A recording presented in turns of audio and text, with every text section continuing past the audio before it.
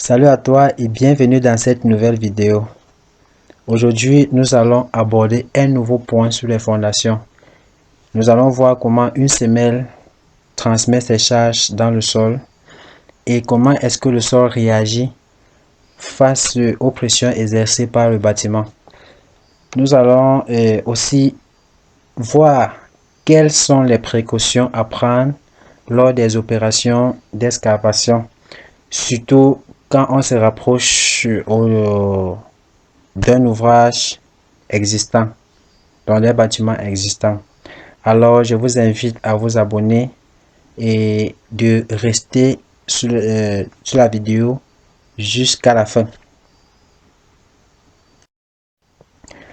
Nous savons que un ouvrage, quelle que soit sa forme, sa destination, prend toujours appui sur un sol d'assise.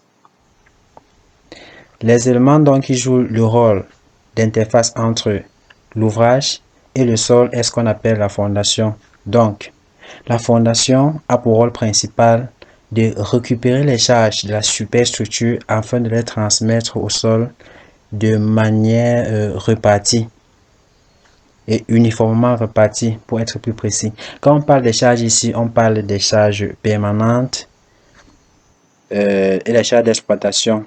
Les charges permanentes ici renvoient au poids des poteaux, au poids de la dalle, des poutres et tout ce qui constitue ces éléments porteurs. Le carrelage, les enduits et toutes les autres. Les charges d'exploitation ici renvoient au poids des meubles, au poids des personnes dans le bâtiment et tout ce qui est déplaçable, tout ce qui peut être mobile. Après une descente de charge, nous constatons généralement que les semelles ne prennent pas les charges de la même façon. Elles varient en fonction de la position de l'élément, de la charge qui arrive à l'endroit de cet élément, je veux dire. Alors, comment est-ce que une semelle transmet ses charges dans le sol? Regardons ce nouveau point qui est la bulbe de pression. La bulbe de pression ici, c'est l'ensemble des courbes d'égale pression sur la semelle. Une semelle exerce une pression dans le sol jusqu'à une certaine profondeur.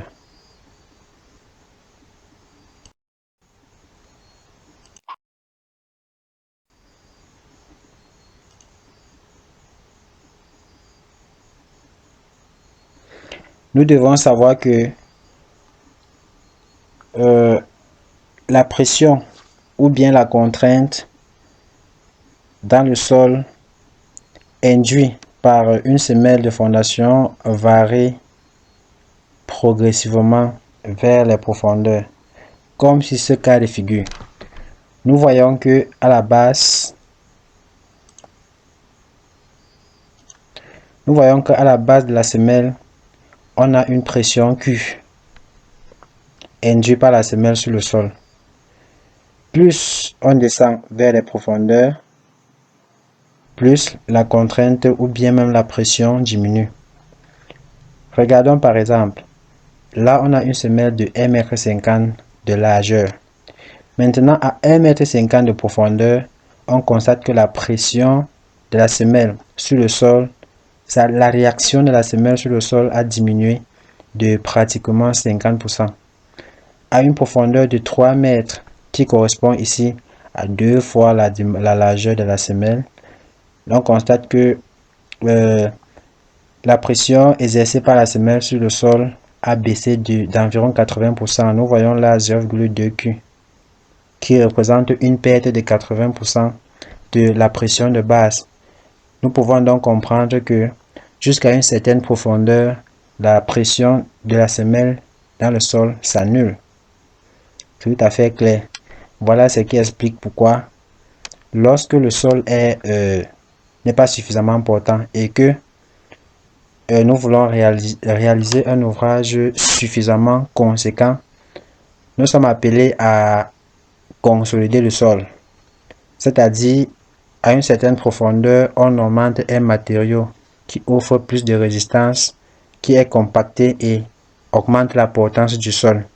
La couche sous-jacente reste toujours pratique faible, mais la couche qui est au-dessus supporte valablement le poids de l'ouvrage, ce qui fait en sorte que la réaction de la semelle sur le sol, les bulbes de compression ne traversent pas la couche portante.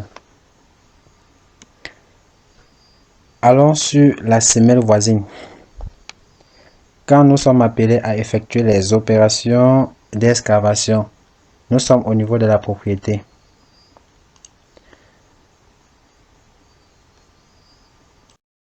Quand nous voulons effectuer les fouilles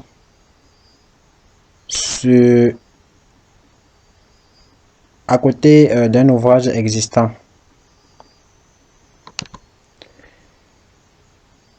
déjà l'ouvrage est exposé à des risques. Voici l'axe de fouille, de fouille, je veux dire. Après avoir effectué la fouille, nous constatons que la bulbe de compression est touchée, exposant donc la fondation à un risque de glissement. Nous comprenons qu'il est tout à fait dangereux d'effectuer les fouilles, surtout quand on va aller en deçà de la profondeur du bâtiment voisin. Dans ce cas, il y a une distanciation qui doit être respectée. Si nous revenons sur la bulbe de pression, nous voyons cette surface hachurée en rouge. Cette surface représente la largeur minimale à respecter quand on veut effectuer une fouille, au pire des cas. Donc, si la semelle voisine a une dimension bêta, ça veut dire que nous devons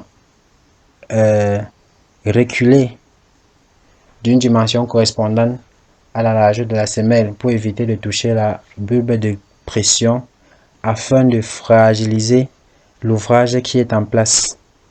Voilà donc ce qui est bon à savoir.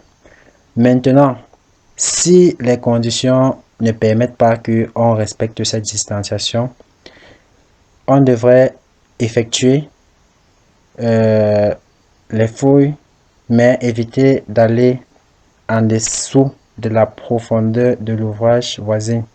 Si nous devons forcément aller en dessous, il faut une reprise en sous-œuvre pour l'ouvrage voisin afin de la sécuriser.